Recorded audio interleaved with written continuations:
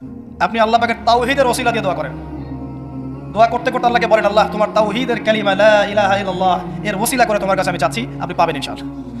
যদি আপনার রিজিক হালাল হয়, যদি আপনার আকীদা শিরক না থাকে, যদি আপনার আমলে বেদাত না থাকে, ইনশাআল্লাহ পাবেন। এরপরেও দুটো কথা আছে, সেটা হলো যদি দেখেন পান নাই, ইনস্ট্যান্ট পান নাই, মনে করবেন না দোয়া কবুল হয় নাই।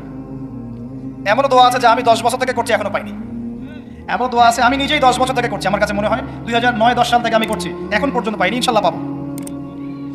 তো ইনস্ট্যান্ট সব পেতে হবে এমন নয়।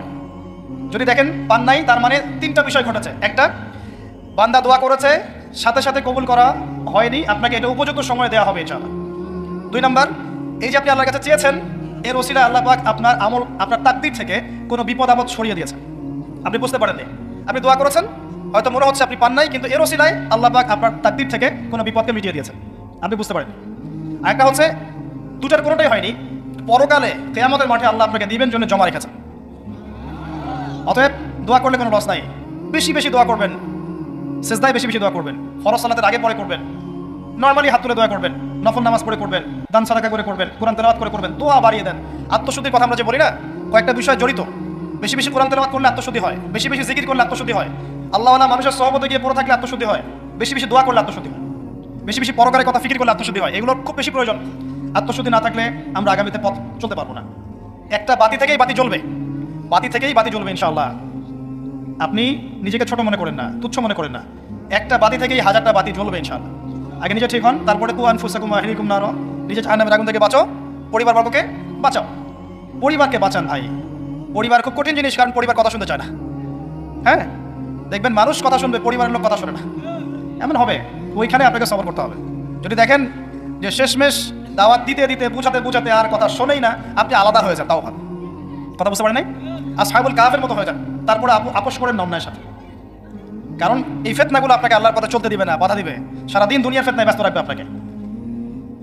এর আগে সূরা আল ইমরানের 102 নম্বর আয়াত আছে, ইয়া আইয়ুহাল্লাযীনা আমানু ইত্তাকুল্লাহ, আল্লাহকে ভয় করো, হাক্কা তুকাতিহ, ভয় করার মতো ভয় করো, ওয়ালা তামুতুন্না ইল্লা ওয়া আনতুম মুসলিমুন, পরিপূর্ণ মুসলিম না হয়ে মৃত্যুবরণ করো না।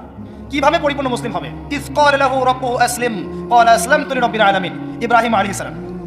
যখনই আল্লাহর কোনো বিধান চলে আসবে, হুকুম চলে আসবে, সাথে সাথে আত্মসমর্পণ, এর নাম মুসলিম। বলবে না যুক্তি কি দর্শন, কেউ কিছু চাইলে তাকে দিতে হয়। আল্লাহর রাস্তায় আবার হারাম কিছু চায় না। কথা বুঝতে পারেন নাই? আল্লাহর রাস্তায় আবার হারাম কিছু চায় না। তো এরকম কেউ ধরেন আপনার সামনে চলে আসছে, আপনি আপনার সামর্থ্য অনুযায়ী তাকে দিলেন, যে আমলটা আপনি গোপনে করলেন, কেউ দেখেনি, আল্লাহ দেখেছে। এবার আপনি এই আমলটাকে ওসিলা করে আল্লাহর কাছে দোয়া করছেন, আল্লাহ এই কাজটা যদি তোমার কাছে ভালো লেগে থাকে, আল্লাহ তুমি আমার এই বিপদটা দূর করে দাও, আল্লাহ আমাকে এটা পাইয়ে দাও, ইনশাআল্লাহ দেখবেন দোয়া কবুল হয়ে যাবে। আমি দলিল দিচ্ছি, আমি সময় সংক্ষিপ্ততার কারণে সবগুলোর এবারত বলছি না, কিন্তু আমি দলিল দিচ্ছি। 3 জন ব্যক্তি গুহায় আটকে গেছে, গুহার মুখ পাথর দিয়ে বন্ধ হয়ে গেছে, এখন কোনো অবস্থাতেই বের হওয়ার কোনো সুযোগ নাই, নিশ্চিত মৃত্যু, নিশ্চিত। এই সময় 3 জন বলছে যে এখন কোনো অপশন নাই, আমাদের যদি কোনো ভালো কাজ থেকে থাকে, ওর ওসিলা দিয়ে দোয়া করলে আশা করা যায় আল্লাহ পাক বিপদ থেকে আমাদের উদ্ধার করতে পারেন। একজন দোয়া করছে, আল্লাহ আমার বৃদ্ধ পিতামাতা ছিল, ওই যে বললাম শুরুতে, আমার বৃদ্ধ পিতামাতা ছিল, আমি সারাদিন কৃষিকাজ করতাম, রাখাল ছিলাম, ছাগল প্রতিপালন করতাম, দুধ ধোয়ায় না, দুধ ধোয়াতাম। যতক্ষণ আমার মাকে না পান করিয়েছি, আমি কখনো দুধ পান করি নাই। বাসায় ফিরে গেছি, মাকে দুধ পান না করানো পর্যন্ত আমি পান করি নাই, বাবাকে না পান করানো পর্যন্ত আমি করি নাই। একদিন আমি বাসায় গিয়েছি, আমার সন্তানরা কান্নাকাটি করছে খাবারের জন্য, কিন্তু আমার মা ঘুমিয়ে গেছে। আমি মাকে দুধ পান না করিয়ে বাচ্চাদেরকেও দুধ পান করাই নাই, তারা কাঁদতে কাঁদতে ঘুমিয়ে গেছে। আল্লাহ এই কাজটা যদি তোমার কাছে ভালো লেগে থাকে, এই গুহার মুখ থেকে আমাদের কাজকে উদ্ধার করো। পাথরটা একটু সরে গেল, পাথর আল্লাহর হুকুম শোনে না।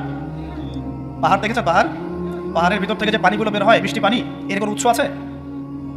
কোনো উৎস নাই। গিয়ে দেখবেন উপরে কোনো উৎসই নাই। এমন না যে উপর থেকে পানি পড়ছে, এই পানিটা এসে সেখানে পড়ছে, পাহাড়ের ভিতর থেকে পানি বের হচ্ছে। এগুলো কিভাবে সম্ভব? আল্লাহ পাকের কুদরত। তো পাথরের মুখটা সরে গেল, পাহাড়ের ওখান থেকে গোয়ার মুখ থেকে পাথরটা একটু সরে গেল, কিন্তু বের হওয়ার জন্য এরাফ না। আরেকজন বলছেন, আল্লাহ আমার একজন চাচাতো বোন ছিল, কাজিন। যুবকরা ভালো করে শোনেন, যদি জিনা ছাড়তে পারেন এবং হারাম সম্পর্ক থেকে বের হয়ে আসতে পারেন, আল্লাহ পাক আপনাকে সাক্ষাৎ মৌতের হাত থেকে বের করতে পারেন। ওই যুবক বলছে, আমার একজন চাচাতো বোন ছিল, অত্যন্ত সুন্দরী, আমি খুব করে তাকে চাইতাম যে আমি যেন তাকে পাই। আমি তাকে প্রপোজ করলাম, খারাপ প্রপোজ, বিয়ে প্রপোজ নয়, হারাম প্রপোজাল। সে বলল যে আমাকে যদি 100 স্বর্ণ মুদ্রা দিতে পারো তাহলে আমি রাজি। সে 100 স্বর্ণ মুদ্রা অনেক কষ্ট করে কামাই করেছে, করে সে ওই মেয়েকে দিল। একা পেয়েছে মেয়েকে, তার চাচাতো বোনকে সে স্বর্ণ মুদ্রা দিল। দেওয়ার পরে সে অবৈধ কাজ করার জন্য প্রস্তুতি নিয়েছে। সে বলছে আমি এমন জায়গায় ছিলাম যে আমি সেই মেয়ের দুই পায়ের মাঝখানে বসেছি, দুই পায়ের মাঝখানে বসেছি। এমন অবস্থায় মেয়ে আমাকে বলছে যে হে আল্লাহর বান্দা, আল্লাহকে ভয় করো। তখন আমি 100 স্বর্ণ মুদ্রাও রেখে আসছি, আল্লাহ তোমার ভয় আমি সেই জেনা থেকে চলে আসছি, আমি সেখানে জেনা করি। আল্লাহ এই কাজটা যদি তোমার সন্তুষ্টির জন্য করে থাকি, আল্লাহ আজকে আমাদেরকে সাক্ষাৎ মৌতের হাত থেকে বাঁচাও। এই পাথর আরও সরে গেল। এখান থেকে যুবকদেরকে বলবো যে নাম্বার ডিলিট করে দেন, সব কিছু ডিলিট করে দেন, আপনাকে আল্লাহ পাক ওই বাচ্চা ওই 3জন যুবকের মতো করে বাঁচাবেন ইনশাআল্লাহ। যে কোনো আপনার যে কোনো দোয়া কবুল হবে ইনশাআল্লাহ, আপনার যে কোনো দোয়া কবুল হবে যদি আপনি জিনা ছাড়তে পারেন। আল্লাহ পাক বলেছেন ওয়ালা তাকরাবু জিনা, ধারের কাছেও যেও না, করোনা নয়, ধারের কাছেও যেও না। আর আমরা বলছি কাছে আসার গল্প, এরা কত বড় লম্পট, চিন্তা করে দেখেন। আল্লাহ বলেছেন লা তাকরাবু জিনা, জিনা এটা, এর কাছেও যেও না। আর আমাদের এই যুব সমাজকে শেখাচ্ছে এই ক্র্যাশ আর ফ্রি মিক্সিং হচ্ছে কাছে আসার গল্প। নাউজুবিল্লাহ, কত বড় আল্লাহ দ্রোহী, চিন্তা করে দেখেন। ইকোনমিক্যালি বয়কট করে দেন, ইকোনমিক্যালি বয়কট করেন, কিনবেনই না প্রোডাক্ট, যাবেনই না ধারের কাছে।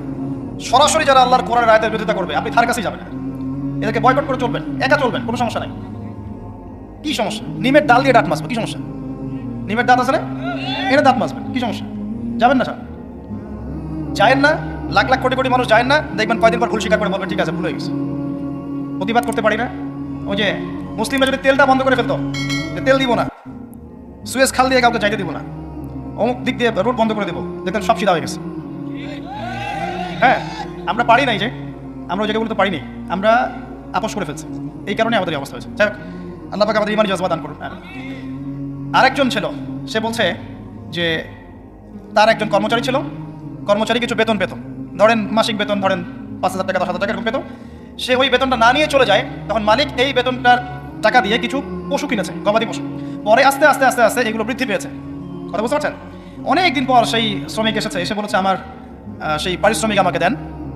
তখন এই মালিক বলছে সমস্ত গবাদি পশুই তোমার। তো এই শ্রমিক বলছে যে আমার সাথে কি মশকরা করছেন, আমি তো 1 মাসের মজুরি পাই। তখন সে বলছে না, মশকরা করছি না, বরং ওই মজুরি দিয়ে আমি 2টা পশু কিনেছিলাম, এখান থেকে এতগুলো পশু হয়েছে, সবগুলোই তোমার। সে সবগুলো দিয়ে দিয়েছে। তো সে বলছে আল্লাহ এই কাজটা যদি আমি তোমার সন্তুষ্টির জন্য করে থাকি, এই পাথরটা সরিয়ে দাও। গুহার মুখ থেকে পাথর সরে গেল, আলহামদুলিল্লাহ। এগুলো কোনো গাল গল্প নয়, কোনো কেচ্চা কাহিনী নয়, এগুলো কিন্তু ইসরায়েলের রিওয়ায়াত নয়, সহিহ হাদিস এগুলো। নবী সাল্লাল্লাহু আলাইহি ওয়াসাল্লাম হাদিসগুলো বলেছেন। এক সরিষা দানা পরিমাণ মিথ্যা নাই এখানে।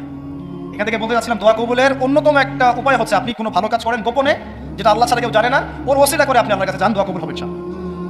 আরেকটা অপশন হচ্ছে আল্লাহ পাকের যে নাম এবং সিফতগুলো আছে এগুলোকে ওসিলা করে দোয়া করা। যেমন আল্লাহ তোমার রহমান নামের ওসিলায় আমি তোমার কাছে দয়া চাচ্ছি, তোমার আল গফুর নামের ওসিলায় আমি ক্ষমা চাচ্ছি, তোমার আর রাজ্জাক নামের ওসিলায় আমি রিজিক চাচ্ছি, ওয়াহাব নামের ওসিলায় আমি সন্তান চাচ্ছি, ইত্যাদি। অতএব বুঝতে পারছেন, যে নামের সাথে যে বিষয়টা যায় এটা ওসিলা করে আপনি দোয়া করলে ইনশাআল্লাহ তাআলা আপনি আপনার ফলাফল পাবেন। আমরা অনেক ক্ষেত্রে উপরের দিকে আঙুল তুলে বসে থাকি, অনেক কাজ আমাদের করার আছে নিজের ভিতরে, যেগুলো করলে আমাদের কোনো সমস্যা নেই, আমরা সেগুলোই করি না। 5 ওয়াক্ত নামাজ পড়তে কে বাধা দিবে আপনাকে? আপনি আপনার পরিবারে বোরখা পর্দা রাখবেন, কেউ বাধা দিবে আপনাকে? আপনি বলছেন আমি সুদ খাবোই না, আমি সুদের চাকরি করব না, শশা বিক্রি করে খাবো, তাও ভালো, কে বাধা দিবে আপনাকে? কে ফোর্স করবে সুদ খাতে আপনাকে? আপনি বলছেন যে আমি ঘুষ দিয়ে চাকরি নিব না, আমি চাকরি করবো না, প্রয়োজনে ব্যবসা করে খাবো, কেউ বাধা দেবে আপনাকে? আপনি বলছেন যে আমি প্রত্যেক মাসে একটা বার কোরআন খতম করবো, কেউ বাধা দেবে? ডেইলি জিকির আজকার করবো, কেউ বাধা দেবে? অনেক সুযোগ আছে, এমন না সব দরজা বন্ধ হয়ে গেছে, বিষয়টা এমন নয়, অনেক কিছু করার আছে। আপনি যদি মানবতার সেবায় কাজ করতে চান, কেউ বাধা দিবে? সামাজিক প্রকল্প করলে কেউ বাধা দিবে? রক্তদান কর্মসূচি করতে চান, কেউ বাধা দিবে? গাছ লাগান, কেউ বাধা দিবে? এতিমদের দায়িত্ব নেন, কেউ বাধা দিবে? আপনি যদি একটা বিধবা মেয়েকে বিয়ে করেন, কেউ বাধা দিবে? একটা তালাকপ্রাপ্ত মেয়েকে বিয়ে করে আপনি তার দায়িত্ব নিয়েছেন, তার গার্ডিয়ান হয়েছেন, কেউ বাধা দিবে? এগুলো নেককার কাজ নয়।